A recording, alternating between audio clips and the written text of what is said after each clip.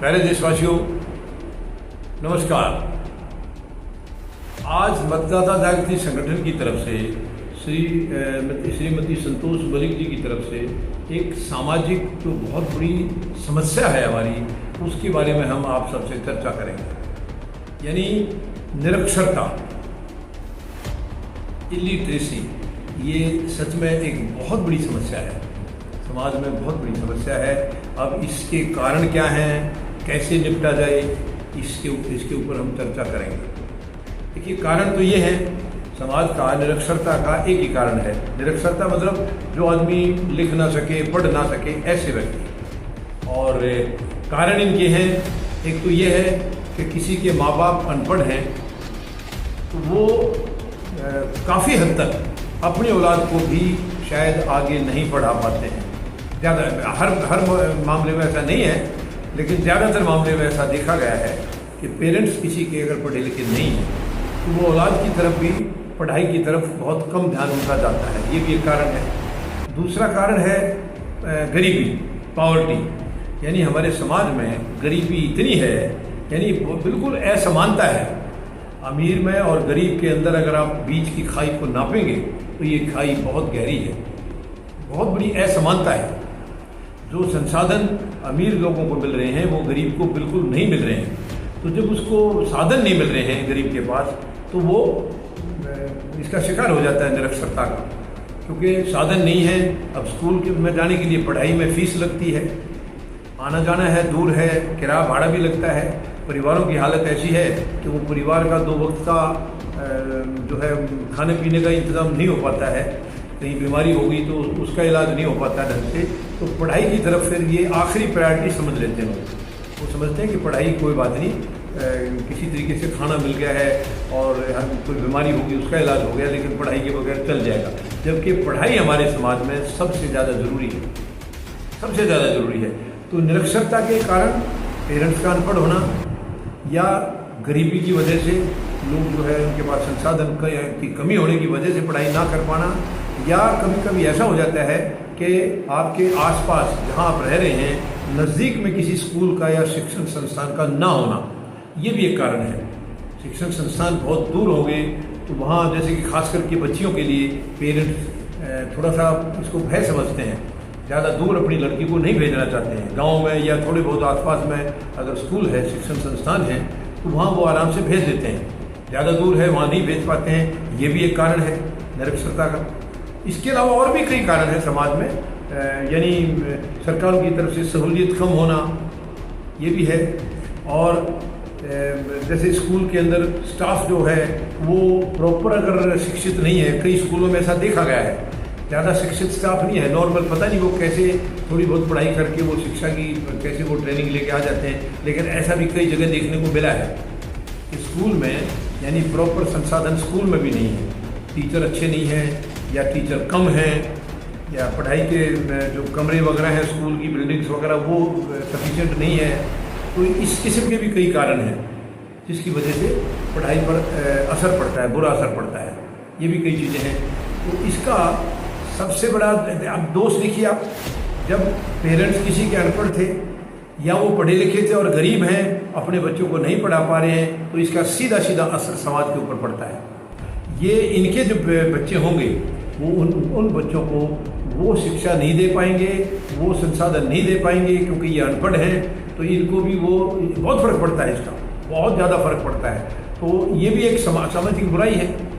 यानी इसकी अपनी पीढ़ी खराब हो रही है, लेकिन आने वाली पीढ़ी का भी पूरा उसकी संभावना है पूरी कि वो उस पीढ़ी की भी इसमें कोई ना कोई कमियां रहेंगी। इसके अलावा जो निरक्षरता जहाँ पर है, यानी व्यक्ति कोई बिना लिखने पढ़ने वाला है, तो वो समाज में भी अपने आप को निम्न स्तर का देखता है, नीचे दर्जे का अपने आप को मानता है।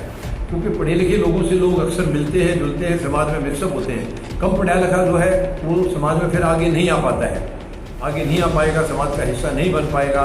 लोग उसको घृणा की नज़र से देखते हैं, पिछड़े हुए की नज़र से देखते हैं, बैकवर्ड की नज़र से देखते हैं। तो ये चीज़ें समाज के ऊपर बहुत बुरा असर डालती है। दूसरा, निरक्षरता है तो उसके फाइनेंशियल स्टेटस के ऊपर आगे भी फर्क पड़ेगा। वो अगर पढ़ा लिखा है तो कहीं बाहर जाके, दूर जाकर कहीं जॉब करेगा, या कोई और अपना काम धंधा कर लेगा। अगर वो अनपढ़ है तो काम धंधा नहीं कर पाएगा या उसको जॉब नहीं मिलेगी, तो उसका जो फाइनेंशियल जो स्टेटस है, माली हालत जो है परिवार की, उस पर भी बहुत बड़ा मतलब बुरा प्रभाव पड़ता है।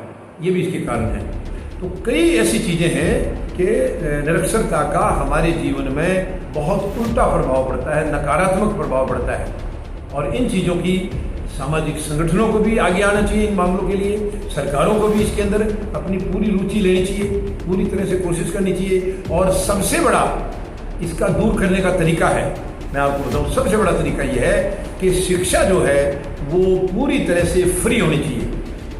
शिक्षा सरकारों को कुछ ऐसा इंतजाम करना चाहिए कि शिक्षा ग्रेजुएशन तक की बिल्कुल मुफ्त होनी चाहिए। जैसे कई बार सरकारें फालतू चीज़ें मुफ्त में देती हैं, वो बिल्कुल गलत है।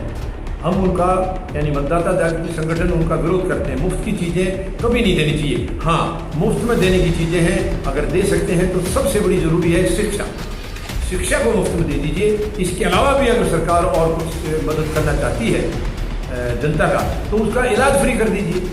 ये दो सबसे बड़ी बेसिक रिक्वायरमेंट हैं। इंसान की शिक्षा होगी तो वो समाज में उसका दर्जा ऊंचा होगा, हमारा समाज ऊंचा होगा, समाज ऊंचा होगा तो देश ऊंचा होगा। बिना पढ़ाई के तरक्की आगे बहुत मुश्किल हो जाती है। ये सरकार अगर एजुकेशन फ्री कर देती है तो इससे बढ़िया और कोई रास्ता नहीं है। फ्री भी करें, साथ साथ कंपलसरी भी करें। फ्री का ये नहीं है कि भाई चलो जो आएगा उसको पढ़ा देंगे फ्री में, जो ना आए तो उसकी मर्जी है, नहीं, ये कंपलसरी भी होनी चाहिए। एजुकेशन को हम कंपलसरी भी करें और फ्री भी करें तो मुझे पूरा भरोसा है समाज में एक बहुत बड़ा बदलाव आएगा। निरक्षरता खत्म हो जाएगी, समाज में बहुत बड़ा बदलाव आएगा। वो व्यक्ति अपने आप को बहुत एडवांस समझेगा। जो कल तक अनपढ़ था, आज वो अगर पढ़ा लिखा हो जाता है तो उसको खुद को मतलब अपने आप पर गर्व होगा। वो अपने आप समाज के अंदर मिक्सअप होने की उसकी इच्छा आएगी, एक मिक्सअप होगा, बराबरी का एक महसूस होगा कि मैं बराबरी में हूँ, मैं पिछड़ा हुआ नहीं हूँ। मैं जब तक वो निरक्षर था तो वो अपने आप को पिछड़ा हुआ समझता था, लेकिन यहाँ उसको बराबरी का एहसास होगा। तो ये बहुत ज़रूरी है कुछ एक चीज़ें। यानी अगर सरकार एजुकेशन को कंपलसरी कर दे और फ्री कर दे तो मैं समझता हूँ समाज में बहुत बड़ा बदलाव आ सकता है, बहुत बड़ा बदलाव हम ला सकते हैं और ये बहुत ज़रूरी है। इसकी तरफ सरकारों को विशेष ध्यान देना होगा। तो मैं मतदाता जागृति संगठन की तरफ से आपको विश्वास दिला रहा हूँ, संतोष मलिक जी पूरी तरह से इस समस्या के प्रति गंभीर है और सामाजिक संगठनों से भी इनकी बात होती रहती है और हम सरकारों के ऊपर भी पूरी तरह से दबाव डालेंगे कि शिक्षा को किसी भी तरीके से कंपलसरी किया जाए। शिक्षा को, बाकी कोई चीज़ अगर नहीं भी कर पाए, शिक्षा को, क्योंकि शिक्षा अगर आ जाती है, मनुष्य के अंदर शिक्षा आ गई तो समझ लीजिए वो बहुत बड़ा काबिल अपने आप को समझने लगेगा। संसाधन उसके हाथ में आ जाएंगे। अगर पढ़ा लिखा है तो वो हर तरीके से अपनी लाइफ को मैनेज कर सकता है, अपने बच्चों की लाइफ को मैनेज कर सकता है। आने वाली पीढ़ियाँ वो भी किसी तरीके से भी पिछड़ा महसूस नहीं करेंगी। मुझे पूरा भरोसा है आप सब मेरी बात से सहमत हैं और आप भी अपने बच्चों को कैसे भी कोशिश करके उनको अनपढ़ ना रहने दें, किसी भी तरीके से उनको ज़रूर पढ़ाएं। बाकी माहौल पैदा करने के लिए पूरी कोशिश है हमारी, सामाजिक तौर पर भी, और सरकारों से भी हम निवेदन करेंगे कि वो भी ऐसा माहौल बनाएं कि हर आदमी शिक्षा के लिए उनको आगे आना ही पड़े, मतलब कंपलसरी करें। डेफिनेट है हमारा समाज तरक्की करेगा और जहाँ समाज तरक्की करेगा तो वहाँ देश तरक्की करेगा, देश का नाम ऊंचा होगा। धन्यवाद।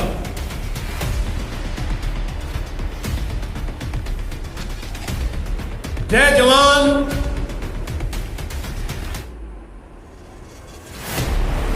जय किसान।